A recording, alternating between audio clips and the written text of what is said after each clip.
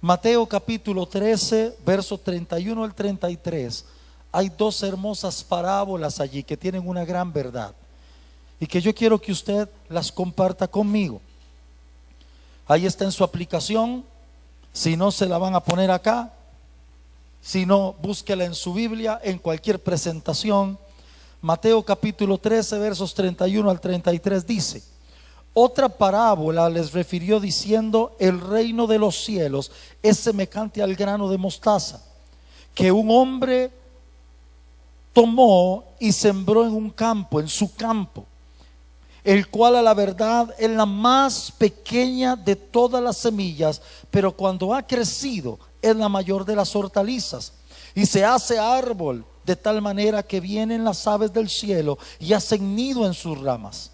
Otra parábola les dijo: el reino de los cielos es semejante a la levadura que tomó una mujer y escondió en 3 medidas de harina hasta que todo fue leudado. Amén. Entonces, permítame darle un contexto a esto. Amén. La semilla de mostaza es tan pequeña como la cabeza de un alfiler. O sea, usted agarra un puñito y usted agarra una y es una cosita chiquitita. Amén. Me recordó al dicho de algunos y algunas aquí: cosita. O sea, es una cosita. Amén. Ahora, dice la Biblia que cuando germina se transforma en un arbusto. Ahí más adelante en la aplicación usted va a ver una fotografía de un arbusto de mostaza. Amén. Oiga esto. Dice que llega a alcanzar de 3 a 4 metros de altura. Luisito, ¿cuánto mides tú? 1,80 m. Está el otro amadito, el esposo de Silvia, que ese mide como 2 metros casi. Amén. Eso para nosotros son rascacielos, ya, aleluya. Ellos dos. Ahora imagínense que aún así una planta de estas puede superarles por más de 1 metro y hasta por más de 2 metros de altura. Amén. Entonces, yo le pongo ahí: en las condiciones climáticas de Palestina, y según se desprenden de algunas literaturas rabínicas, este vegetal podía crecer hasta alcanzar el tamaño de una higuera. Por lo tanto, era perfectamente posible que aves pequeñas anidaran en él. Amén. Ahora, para los judíos, esa era la semilla más pequeña. Y para los judíos, escucha, acuérdese que Jesús está tomando como parábola algo que era muy típico para la gente de la época. Amén. Así que cuando Jesús toma, por ejemplo, la semilla de mostaza, es porque en la época del Señor se le decía, se le comparaba con una semilla de mostaza a cualquier cosa que fuera pequeña, casi insignificante. Yo no sé si eso existe todavía, me imagino que no. Pero en mi época, cuando yo entré a 7º año del colegio, imagínese hace cuánto, aunque usted no lo crea, ya existían los colegios. Aleluya. A todos los séptimos, los siguientes años les decían mostacilla. ¿Alguien recuerda eso? Adri recuerda eso, Lucrecia, José Rayo, José Manuel también, la sierva también. Ves que así es como hay que hacer. De una vez, sierva, ponga el pecho. Es que la vez pasada, no, ¿qué estarían diciendo? No, de una vez, hay que reconocer lo viejos que somos. Oiga, mostacilla. Y uno, ese era el título de uno: ahí va la mostacilla. Es que esas mostacillas, y se lo decían a uno despreciativamente, eran los chiquillos, los de 7º, amén. Mientras todos andaban cargando, porque en aquella época nuestra nadie usaba bulto, era la moda andar los libros y los cuadernos en la mano aquí. Esos eran los grandes, los carajillos que íbamos llegando a 7º, todos con bulto y con lonchera. O sea, ¿quién va al cole con lonchera? Nadie. Te hacen bullying. Aleluya. Usted aguanta hambre como los grandes. Pero uno iba con una lonchera de los super amigos, de la rana René, o sea, de los mopeds, o sea, le decían mostacilla, eran los chiquitillos, los que estaban entrando. Mientras los grandes caminaban por los pasillos, los carajillos creían que todavía estaban en la escuela. Sonaba el timbre para pasar de clase y todos corrían. Amén, gloria al Señor. Era como cuando usted ha visto esas películas de Jurassic Park y están los grandes animales caminando despacio y en medio de ellos corre una manada de unos animalitos insignificantes. Los grandes caminando tranquilos. Nadie quiere llegar a la siguiente clase. Por favor, alumno grande que se respeta no quiere llegar a la siguiente clase. Amén. Usted va despacio, que todo el mundo sepa que usted va obligado, que el sistema te empuja, pero que usted no quiere ir. En cambio, toda esa manada de carajillos, ellos sí quieren llegar a la siguiente clase.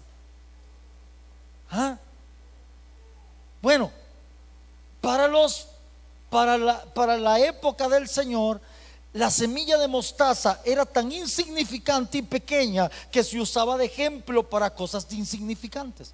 Por eso Jesús la toma. Es más, yo le pongo a usted ahí un dato muy curioso para que usted vaya desarrollando historia cuando lee la palabra. A mí me encanta la historia porque me da imágenes para entender. Cuando Jesús viene y le dice a sus discípulos: si ustedes tienen fe como una semilla de mostaza, le dirán a ese sicómoro: quítate y pásate para allá, y se quitará. Ahora, la parte del contexto de esta historia es que el sicómoro es una de las plantas que más raíces echa, se arraiga impresionantemente. Entonces Jesús estaba diciendo: con una pequeña insignificante medida de fe puedes hacer que la planta o que aquello que se arraiga con más fuerza se tenga que desarraigar para pasarse para otro lado. Es que el contexto le añade mucho significado a la enseñanza. Amén. Bueno, seguimos. Entonces ahí le pongo la levadura. En cuanto a la levadura, ¿qué tenemos que decir? Perdón, me estoy saltando. En cuanto a la semilla de mostaza, amén, dice que es del tamaño de un alfiler, etcétera, etcétera. Ahora, en cuanto a la levadura, ¿qué tiene la Biblia que decir? Número 1, dice que esta mujer tomó un poco de levadura y lo metió en 3 medidas de harina. ¿Sabe cuánto era eso? Como 40 kilos de harina. O sea, el poder de la levadura es tal que una pequeña porción de levadura, dice el Señor, es capaz de leudar 40 kilos de harina. Eso eran 3 medidas de harina. 40 kilos de harina, amados. Eso es bastante. Amén. 2. Ahora, ¿cuál es el problema de esta parábola?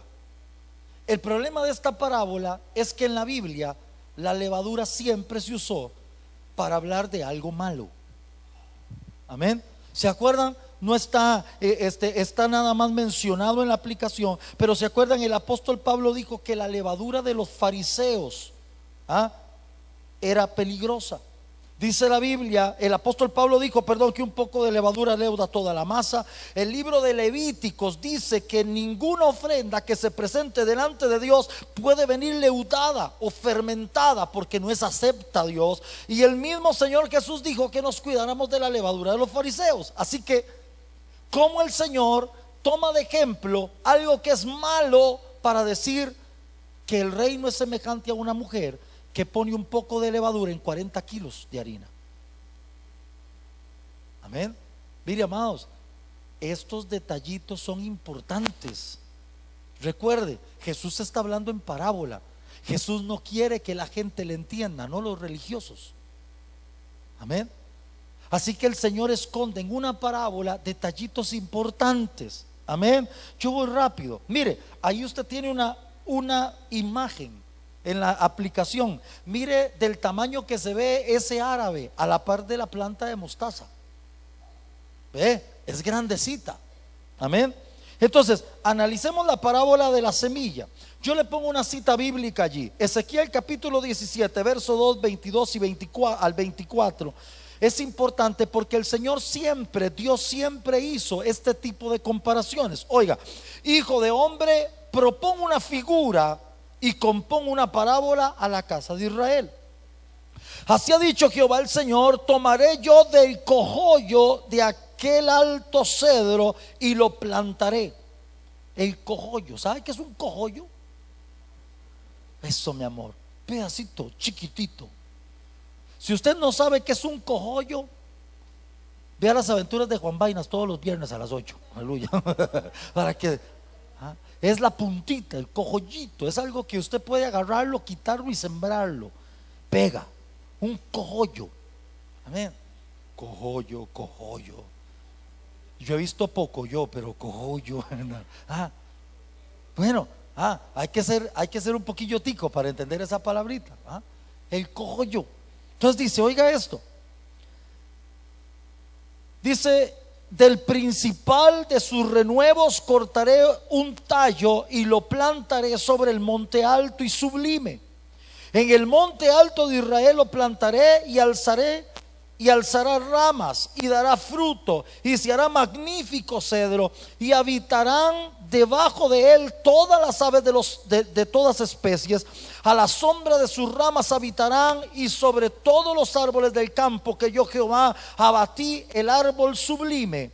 Oiga esto, levanté el árbol bajo, hice secar el árbol verde e hice reverdecer el árbol seco. Yo Jehová lo he dicho y lo haré. Escuche, si yo tengo un cedro enorme y quiero llevármelo para un monte alto y sublime, que es el monte de Dios, porque quiero que se vea espectacular, ¿no sería más correcto llevarme el árbol entero?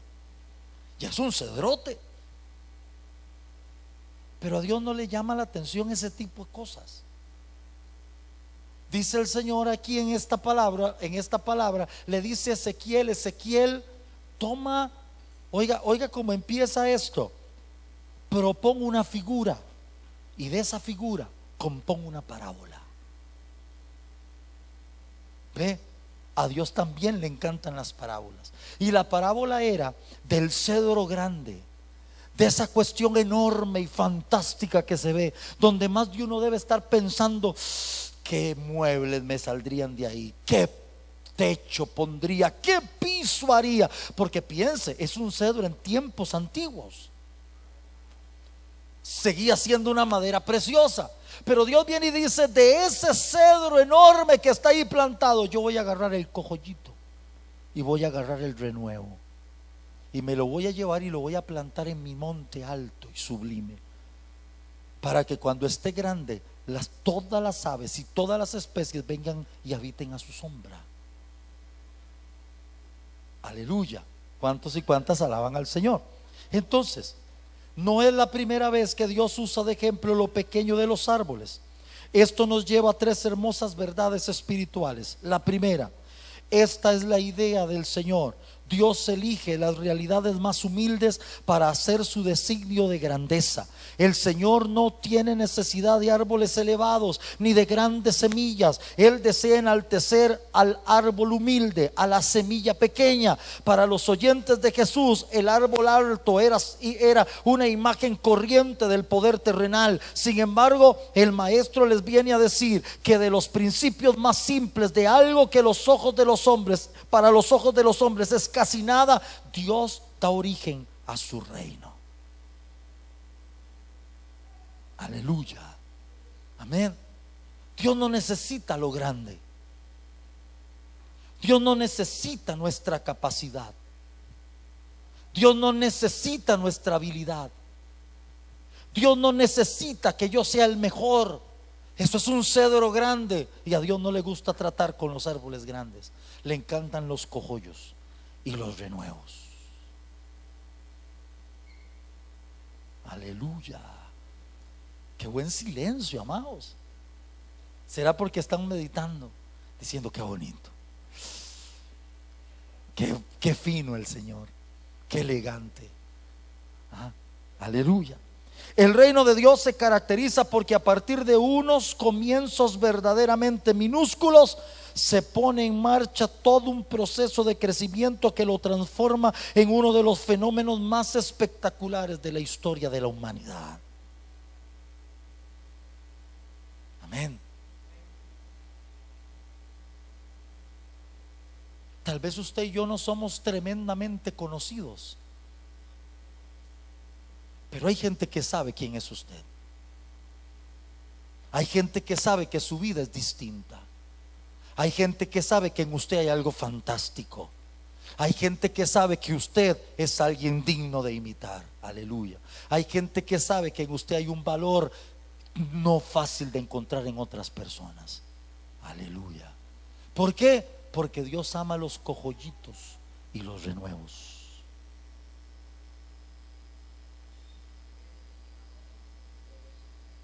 Aleluya. Amén. Dios no está interesado en los cedros, por lo menos no en los que crecen fuera de su monte alto y sublime. Aleluya. Amén. Porque los cojollitos y los renuevos que crecen en el monte alto y sublime de Dios, esos son los que a Dios le agradan, porque su sombra le da para todas las especies. ¿Hay alguien ahí? Amén. Mire, amado, esta parábola tiene sus toques. Amén. ¿Cuántos y cuántas alaban al Señor? Yo voy rapidito, escuche esto. Esto debe despertar en nosotros. Esto debe despertarnos. Se lo digo a manera de una verdad espiritual más. Esto significa que debemos tomar en serio nuestras ocasiones. Quizás no sean grandes acontecimientos o espectaculares acciones, pero precisamente porque son humildes, pequeñas y comunes, están escondiendo la presencia del reino de Dios.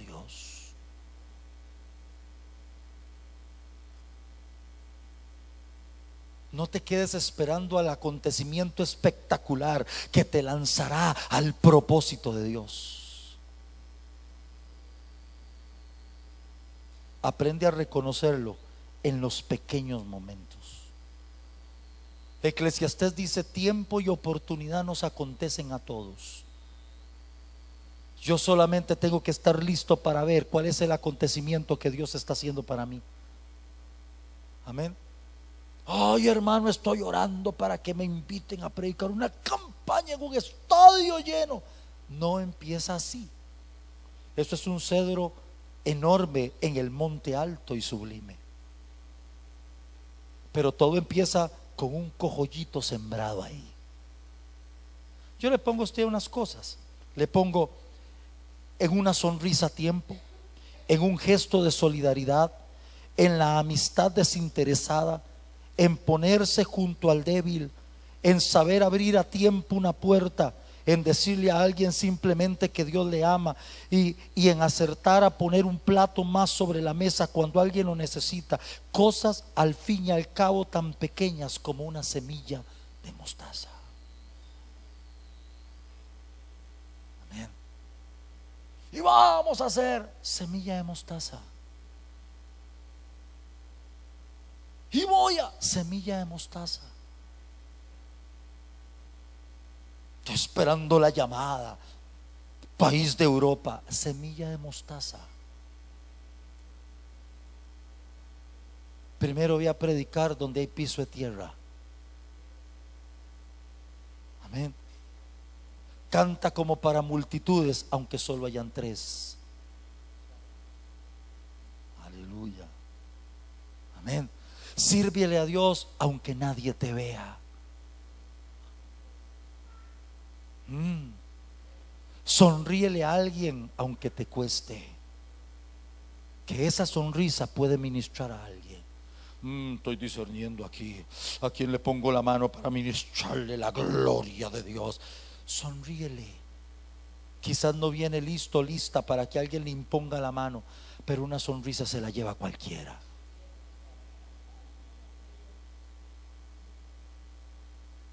Señor, danos un estanco completo para darle comer a toda la gente que tiene hambre. Puede ser que Dios lo haga. Eso es un cedro. Pero ahorita somos cojollo. Solo toma un plato, que tal vez también te cuesta tomarlo porque no hay tanto, pero toma un plato y dárselo al otro. En esas cosas pequeñas se manifiesta el reino de Dios. Señor, úsame sanando enfermos, echando fuera demonios. Espera, que Jesús también supo sentarse a hablarle al borracho también supo abrazar a la prostituta y también supo perdonarle el pecado a la adúltera. Me encanta su silencio. Amén. A veces queremos las tremendas demostraciones de poder. No, faltó efecto. Póngame el eco.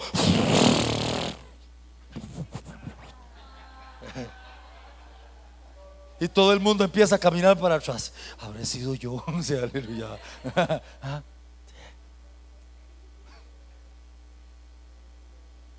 Quitarme el saco y se los voy a tirar.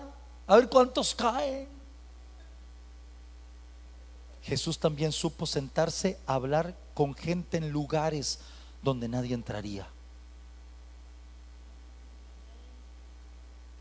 No siempre hizo milagros espectaculares.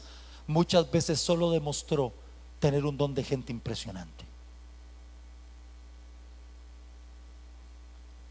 Qué bueno, amados, me encanta su silencio. La palabra los tiene cautivados. Dios, Espíritu Santo, sigue descendiendo igual, por favor, todos los días. Amén. Consideremos la segunda verdad espiritual.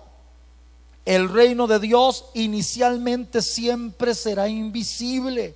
Y este hecho nos dice que cada vez que queramos hacer visible el reino de Dios por nuestros propios medios e intereses humanos y personales, fracasaremos. Solo Dios tiene el poder y derecho de hacer su obra visible a los hombres. Amén. El reino de Dios escapa a cualquier catalogación humana. Yo he estado en reuniones de pastores donde oigo a pastores llegar y decirle: mucho gusto, pastor. ¿Cuánta gente tiene en su iglesia? ¿Qué importa? ¿Qué importa?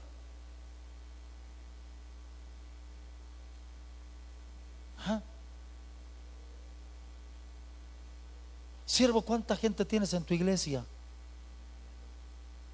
¿Cómo que no la has abierto? Y tu iglesia es tan importante para Dios como una de 50,000 personas.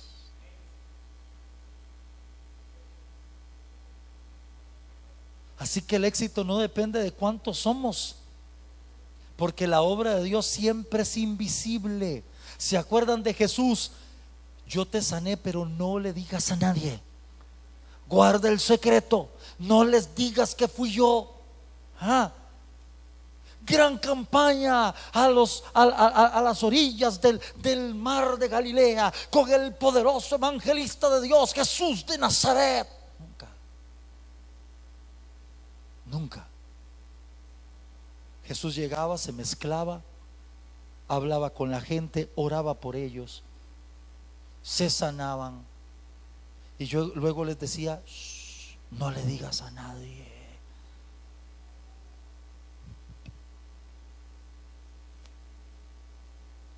Una de las enseñanzas de la semilla de mostaza es que cuando la siembras no se ve. Por eso Jesús decía: lo que haga tu mano derecha, que no lo sepa tu izquierda, porque el reino de Dios es invisible. Recuerde, cojollito.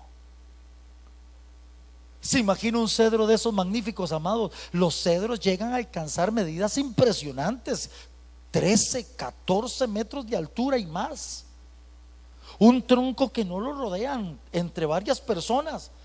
Ustedes saben una cosa de esas, un cogollito. O sea, si todavía usted se encuentra ahí una linda aguaria morada y dice: lo voy a agarrar un cogollito para sembrarlo en la casa a ver si pega. Bueno, pero un cogollito de una aguaria morada, pues, pero el cogollito de un cedro sembrado en el monte alto y sublime. Ahora, hay un problema: el monte es alto y el cogollito desde abajo, ¿quién lo ve? Ese monte está pelado. En ese monte no hay nada. Porque la obra de Dios es invisible.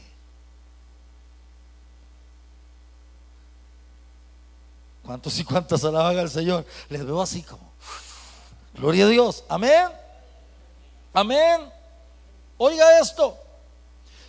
No hay forma de medir o de catalogar con algún proceso terrenal lo que es la obra de Dios, porque la obra de Dios es invisible en su mayor situación.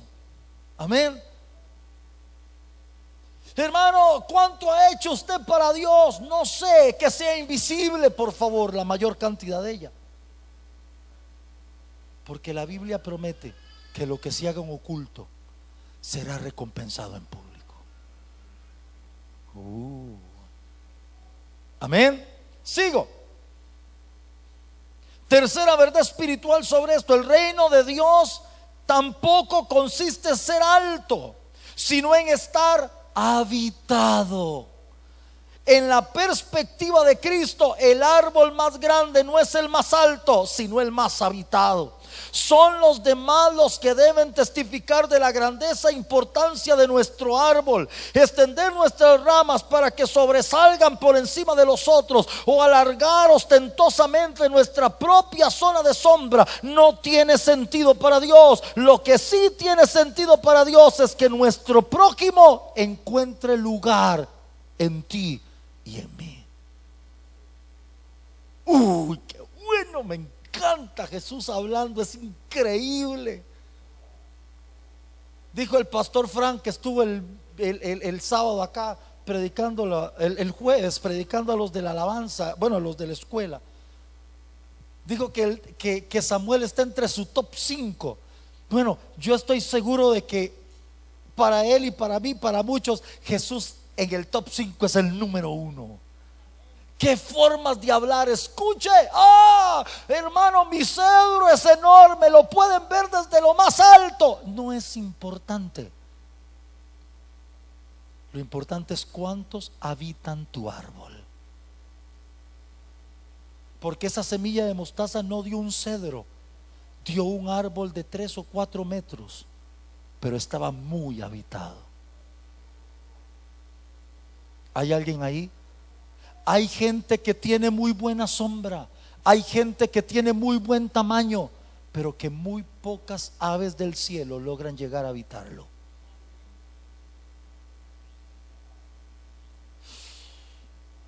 Está bonito esto, ¿ah? Vuélvase a la persona que está a su lado y dígale: tu árbol, ¿cuántos lo habitan? Pregúntale. Amén. Amén. Esto está glorioso, amados, amadas del Señor. Amén. Según Jesús, la medida no es cuán grande eres. La medida importante para el reino es cuántos habitan tu árbol. Amén. No, ese es un hermanito que solo llega a la iglesia. Cuidado.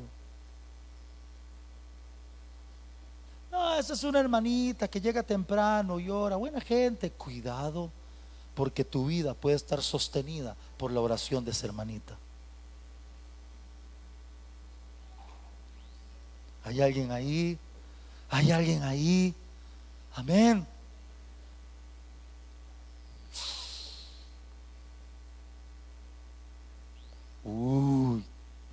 Seguimos. Analicemos ahora la otra parábola. Primera de Corintios capítulo 1 versos 26 al 31 nos dice algo. Pues mirad, hermanos, vuestra vocación, que no sois muchos sabios según la carne, ni muchos poderosos, ni muchos nobles, sino que lo necio del mundo escogió Dios para avergonzar a lo sabio, y lo débil del mundo escogió Dios para avergonzar a lo fuerte, y lo vil del mundo y lo menospreciado escogió Dios, y lo que no es, para deshacer lo que es, a fin de que nadie se jacte en su presencia. Mas por él estáis vosotros en Cristo Jesús, el cual nos ha sido hecho por Dios sabiduría, justificación, santificación y redención, para que, como está escrito, el que se gloría en el Señor. Aleluya. Habrá en nuestros medios aquí un príncipe, una princesa. ¿Habrá en nuestros medios alguien que le está esperando la limusina allá afuera? Porque de aquí, terminando el culto, sale al aeropuerto porque le está esperando su jet privado. ¿O será que alguien vino en un avión de esos clase ejecutiva nivel Qatar? ¿Ah? Que cuesta como $25,000 la clase ejecutiva, pero le dan a usted una bata de Christian Dior y usted se la puede llevar. Nada como el de ahorita, que uno paga a Bianca, y le dan a usted unos auriculares que no sirven para un carajo, perdóneme que sea bien tico, pero en la puerta se los están pidiendo si no pasaron primero. Cochinos más grandes, aleluya. Yo digo, ¿quién se va a robar esto si solo sirve para la apuesta? Pero ellos los recogen. Aleluya. No, ahí son $25,000 para arriba, batita de Christian Dior o de otras de esas casas importantes, Carolina Herrera. Y cuando usted se va, usted la mete en su maleta y se la lleva. La batita es suya. Y ahí usted come lo que le dé la gana, tiene tele y cuanta cosa. Sí. ¿Será que estará entre nuestros medios un hijo, una hija de pollo macho?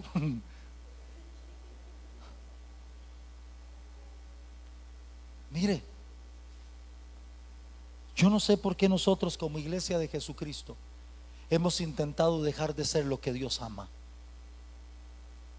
Hemos querido ser más y se nos ha olvidado que en este reino Dios escogió a lo vil, a lo menospreciado, a lo no tan inteligente, para avergonzar a todo eso. Amén, aleluya. Y no estoy diciéndole a los jóvenes que no estudien, jamás.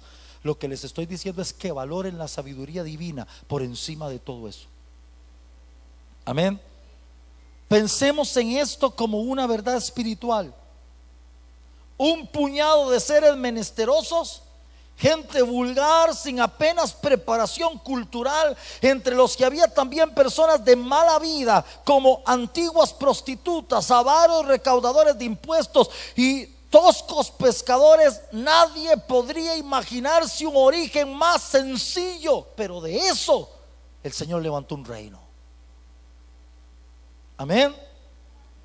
Recuérdese lo que acabamos de leer. La lista no tiene nada que ver con los poderosos de este mundo, más bien tiene que ver con las personas sencillas. Y aquí le pongo, consideremos esto: de una pequeña porción de levadura, de la que se creía ser un símbolo de malicia y maldad, el poder de Dios iba a hacer su reino sobre la tierra.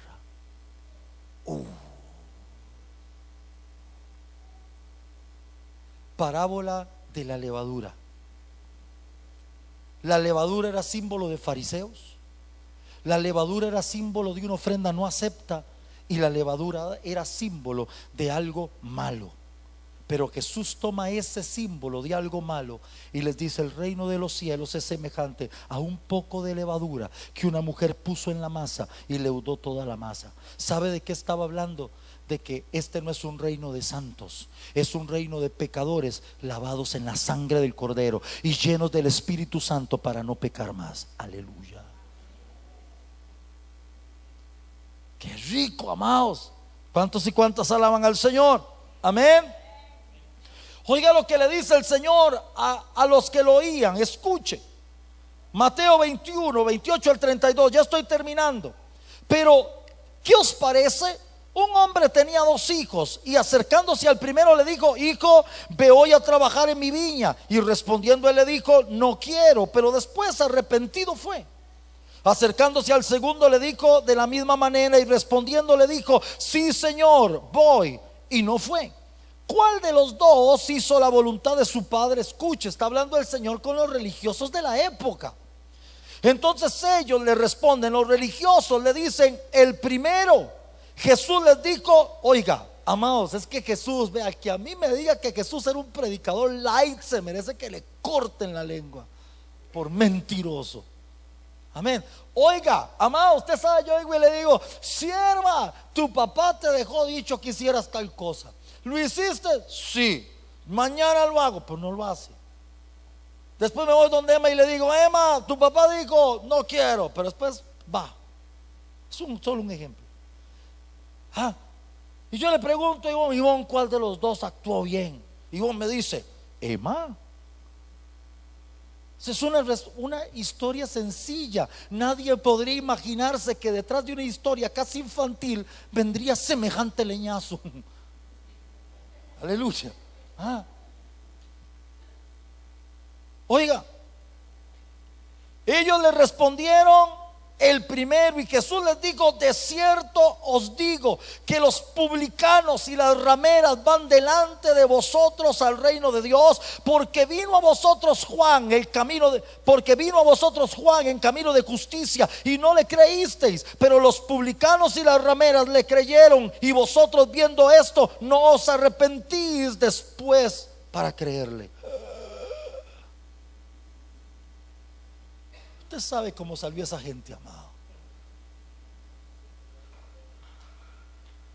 Permítame ser bien gráfico. Yo creo que esa gente salió diciendo: qué bruto, después me la paga.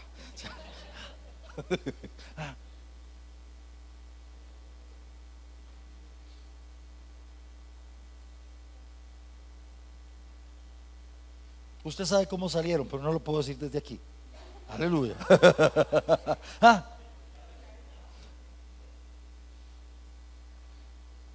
Mira, salieron de una manera que solamente hacía falta bajar la palanca.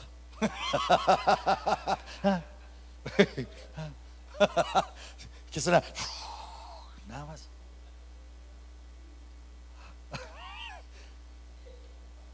Oiga esto, pero oigan el mensaje de Jesús. No solo vean a los regañados, vean a los no regañados, los publicanos, esos ladrones, cobradores de impuestos que ustedes ni quieren porque consideran que no son ni judíos.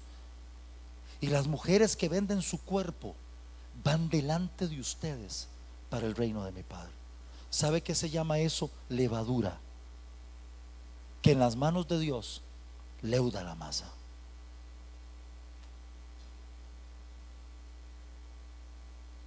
Yo le voy a decir algo en el nombre de Jesús: no se esmere mucho por justificarse.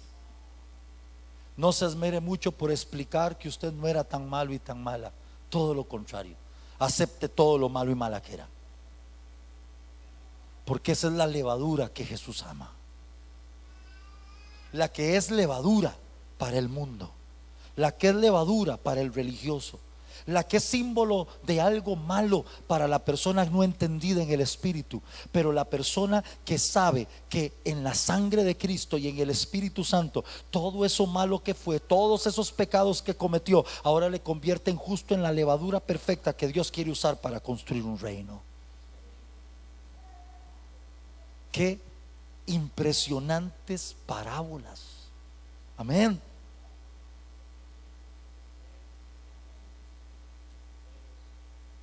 Hermanos, yo soy tremendo. No. Estás cometiendo un error, porque Dios no quiere escuchar al tremendo. Dios quiere oír la voz del cojollito.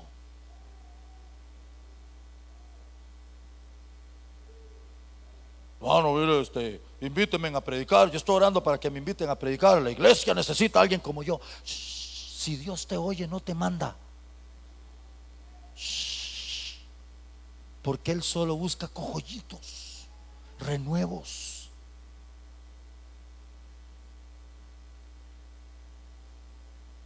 Va a levantar una generación que sí, es posible que sí, pero si Dios te oye, no te manda. ¿Por qué Dios envió a Elías? Perdón, ¿por qué Dios envió a Isaías? Porque cuando vio la visión del Señor en el templo, y que sus faldas llenaban el templo y su gloria llenaba el templo, no llegó y desde el puro principio dijo: ya, Señor, dime para decirte, envíame a mí. Sí, lo primero que dijo fue: ¡ay de mí! Porque soy un hombre inmundo de labios, que habita en medio de pueblo de labios inmundos, y estos ojos pecadores han visto al Señor. Y eso le agradó a Dios. Dijo: uy, encontré un cojollito. Dios voló, mandó un ángel, voló con las tenazas. Yo una vez hice una broma hace muchos años, que yo dije: cada uno confiesa su pecado y Dios santifica lo que confiesa. Él llegó y dijo: hombre de labios inmundos. Así que el ángel tomó las tenazas, se trajo el carbón encendido, Yo le decía a alguien, usted se imagina como debe haber salido Isaías después diciendo, aquí. O sea, le acaban de quemar la boca. Y entonces yo le decía a la gente, si hubiera dicho ay de mí porque tengo miradas malas, pss, pss. Si hubiera dicho ay de mí, me encanta escuchar el chisme, pss, pss. Si hubiera dicho ay de mí, tengo sentimientos malos de odio, pss. Y entonces yo hice una broma, llegué y dije, gracias a Dios que el tipo no dijo ay de mí, soy adúltero.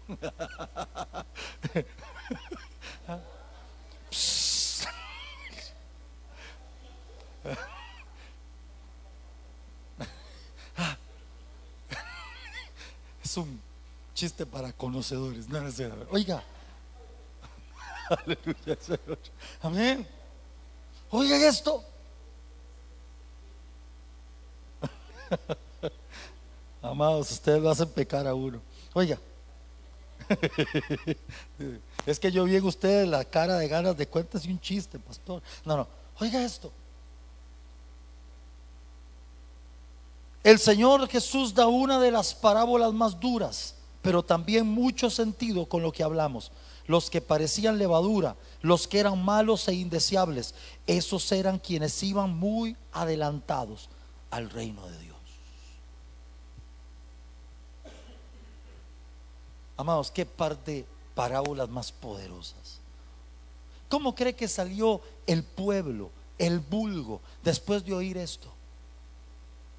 Los religiosos iban incómodos, pero el resto de la gente común iba alegre. Iban alegres porque ellos no podían pararse en una esquina y empezar a orar en voz alta para que el pueblo los viera. Ellos no podían ser llamados maestros. Ellos no podían ser invitados a una casa para hacer una larga oración para después comerse toda la comida de aquella pobre viuda, que fueron las cosas que Jesús le criticó a los religiosos de la época.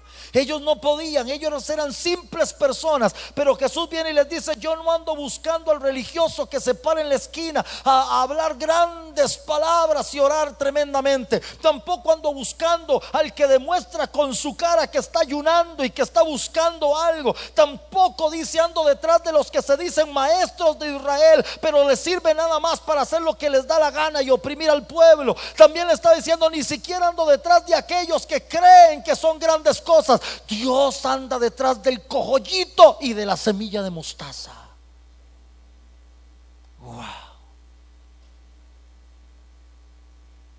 qué poderoso esto, amados. ¿Cuántos y cuántas alaban al Señor? Amén. Y si vamos a hacer un cedro, somos un cedro plantado en el monte alto y sublime. Eso es otra perspectiva. Vuélvase a la persona que está a su lado y dígale: tu cedro, ¿dónde está sembrado? Pregúntele. ¿Y tu cedro en qué monte está plantado?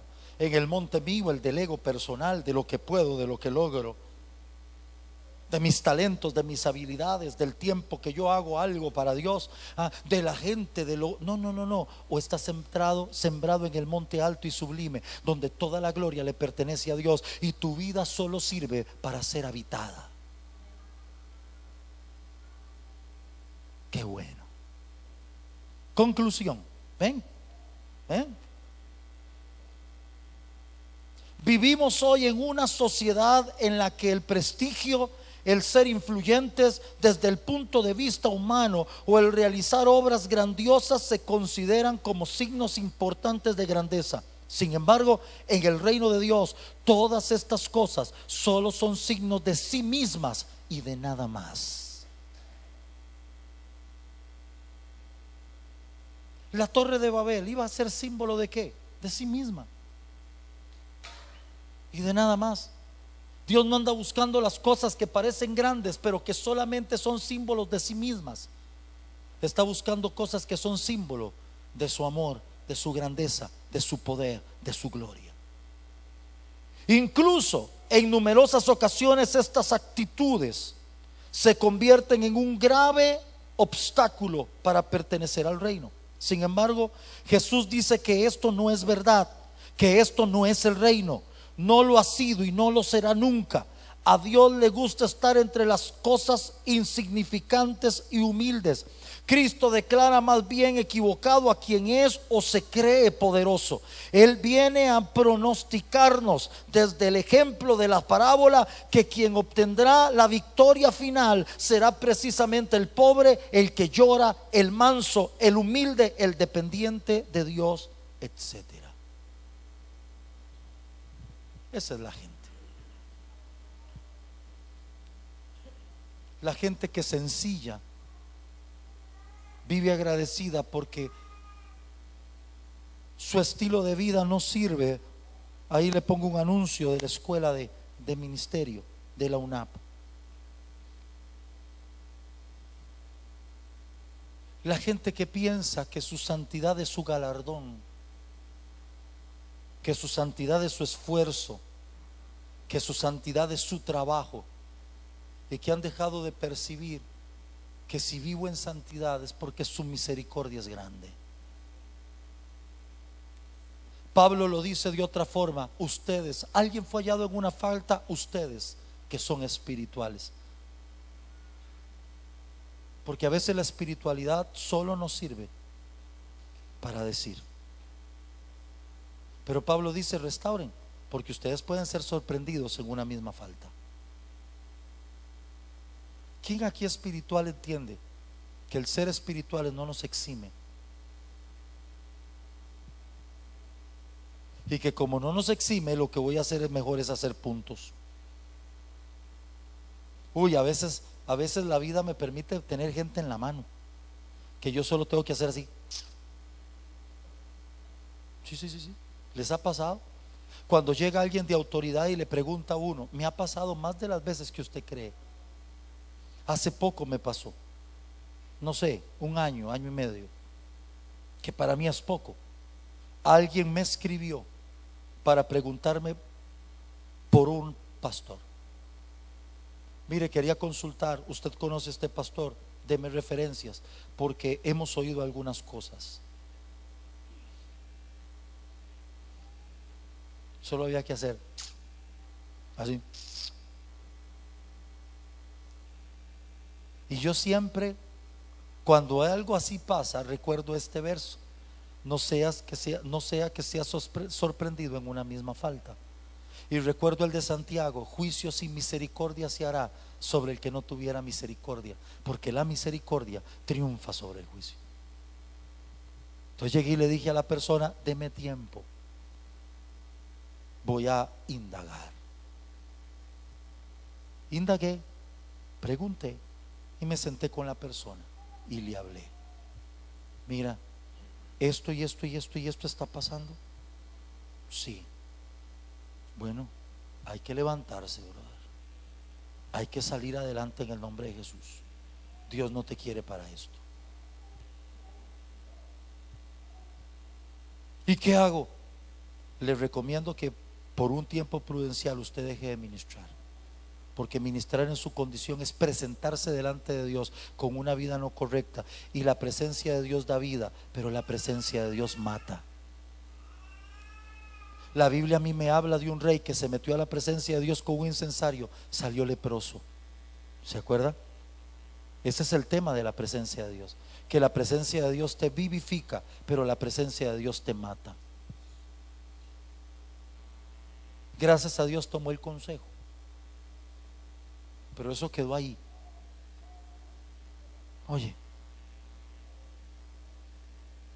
ahora tenemos el derecho a decir: listo, chao, next. No, porque este reino está basado en levadura. Porque este reino está basado en mostacilla. Porque lo último que un cedro debe de hacer es olvidar que fue cogollo y renuevo. Y lo último que un hermoso bollo de pan debe de olvidar es que primero fue levadura.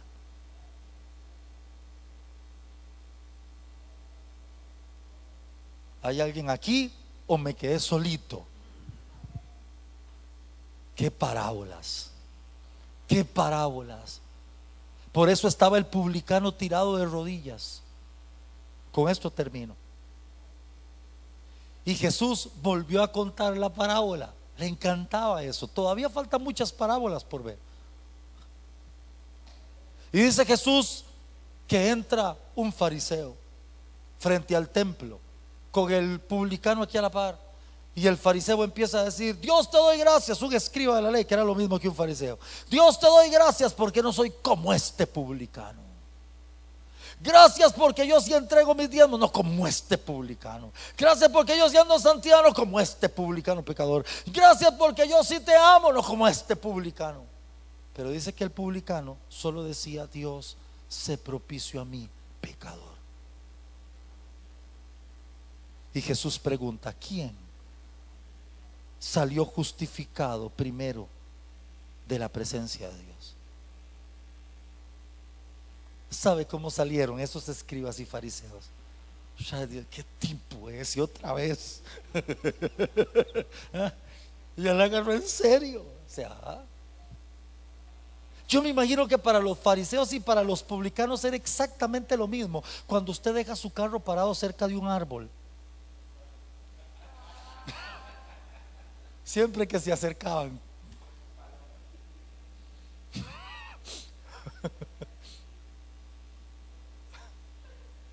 y lo peor es que esto está siendo transmitido por internet. Qué pena, pero. Oiga, porque si hay algo que Dios siempre ha excluido, es al cedro que olvidó que fue cogollo y renuevo. Y si hay algo que Dios siempre ha excluido, es a quien se olvida que fue levadura. Amén. No somos levadura, pero lo fuimos. No somos cogollos, pero lo fuimos. Qué bueno. ¿Qué le parece si inclina su rostro y oramos? Yo le voy a dar un consejo. Mientras usted ora, incline su rostro, pero sienta en su corazón que usted se postra. Porque a veces nos postramos en el cuerpo, pero el corazón sigue altivo. A veces no nos postramos con el cuerpo, pero el corazón está rendido. Hoy dígale: Señor, gracias. Tal vez no soy un cedro de 14 metros, ya no soy un cogollo, pero no olvidaré que tu gracia me plantó en el monte alto y sublime. No miraré con desprecio a quien viene atrás y no lo ha logrado como yo. No olvidaré que yo también fui levadura, y que si hoy soy un hermoso pan que puede ser mostrado y exhibido, no olvidaré que hay otros que todavía siguen siendo levadura, o que apenas están en el proceso. Voy a mantener humildad.